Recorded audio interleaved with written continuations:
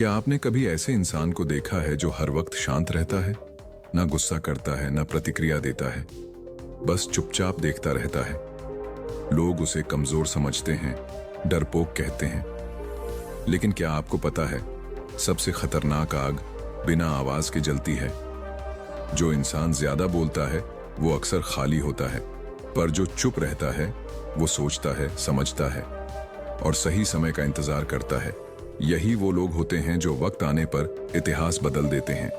ये कहानी है एक ऐसे शांत व्यक्ति की जिसे सबने नजरअंदाज किया, जिसे कमजोर समझा गया, लेकिन जब वो टूटा नहीं तो फूटा और पूरे राज्य की तस्वीर बदल दी। सुनिए एक ऐसी कहानी जो बताएगी शांत व्यक्ति को कभी कमजोर मत समझो। वो भीतर से ज्वालामुखी होता है। सूरज ढल रहा था, आसमान सिंदूरी रंग में रंगा था। एक युवा मन में उथल पुथल लिए बैठा था। उसका चेहरा क्रोध से भरा था और आंखें सवालों से। उसने पूछा, कोई तुम्हारा अपमान करे फिर भी तुम शांत कैसे रह सकते हो? उत्तर मिला, क्या कभी पहाड़ को बारिश से हिलते देखा है? नहीं, पर वक्त के साथ बारिश दरारें डालती है। सही कहा, पर वह पहाड़ तब भी नहीं बोलता, लेकिन जिस दिन वह फटता है सब कुछ बदल देता है। तो क्या शांत रहना कमजोरी नहीं, ताकत है? शांति सबसे बड़ी ताकत है। जो खुद पर नियंत्रण रखता है वही समय को मोड़ सकता है। बहुत समय पहले एक राज्य था, अवंती। वहां एक मंत्री था जो हमेशा चुप रहता था, धीरे बोलता, सिर झुकाए रहता, न किसी से बहस करता, न टकराता। दरबार में लोग उसका मजाक उड़ाते थे, कहते यह डरपोक है, किसी काम का नहीं। पर वह सब कुछ सुनता था, सब कुछ समझता था। जो लोग उसका अपमान करते वो उसकी डायरी में दर्ज हो जाते। वह हर चाल, हर षड्यंत्र को चुपचाप देखता रहा। राज्य में गड़बड़ी बढ़ती जा रही थी। मंत्रीगण भ्रष्ट हो गए थे। युवराज निजी स्वार्थ में लिप्त था। कोई भी उस चुप व्यक्ति को गंभीरता से नहीं लेता था, लेकिन वह भीतर ही भीतर योजना बना रहा था। एक दिन एक महापुरुष राज्य में आए। उन्होंने राजा से कहा, तुम्हारे राज्य को अंदर से खोखला किया जा रहा है। राजा ने कहा, मुझे तो सब ठीक लगता है। उत्तर मिला, जो दिखता है वह हमेशा सच नहीं होता। तो फिर मैं किस पर भरोसा करूं? उस व्यक्ति पर जो सबसे कम बोलता है वही सबसे ज्यादा देखता है। राजा ने चुप मंत्री को एक विशेष जिम्मेदारी दी।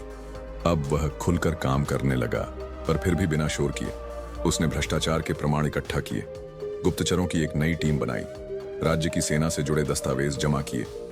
हर रात वह एक योजना लिखता, हर सुबह एक कदम बढ़ता। 1 वर्ष बीता। दरबार में विशेष सभा बुलाई गई। राजा ने कहा, आज एक व्यक्ति राज्य का सच बताएगा। वही चुप मंत्री आगे आया। उसके हाथ में दस्तावेजों का ढेर था। उसने कहा, जो लोग मुस्कुरा रहे हैं वही राज्य के गद्दार हैं।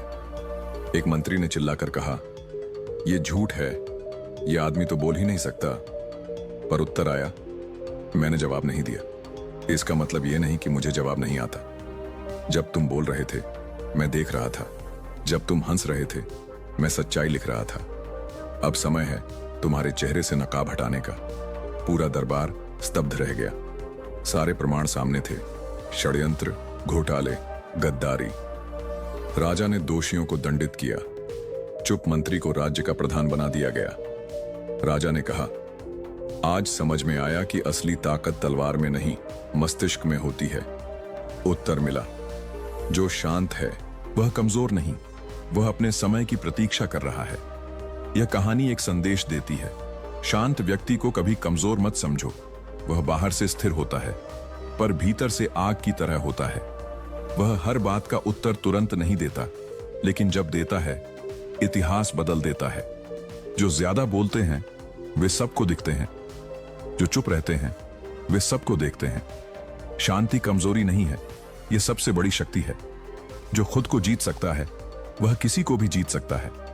कभी किसी की खामोशी को उसकी हार मत समझो, कभी किसी की चुप्पी को उसकी कमजोरी मत मानो, क्योंकि वही सबसे खतरनाक होता है। जो शांति से चल रहा है लेकिन लक्ष्य पर निगाह टिकाए हुए है। यही है चाणक्य नीति, सुनामी सागर में ही जन्म लेती है। शांति की गहराई ही परिवर्तन की सबसे बड़ी ताकत है।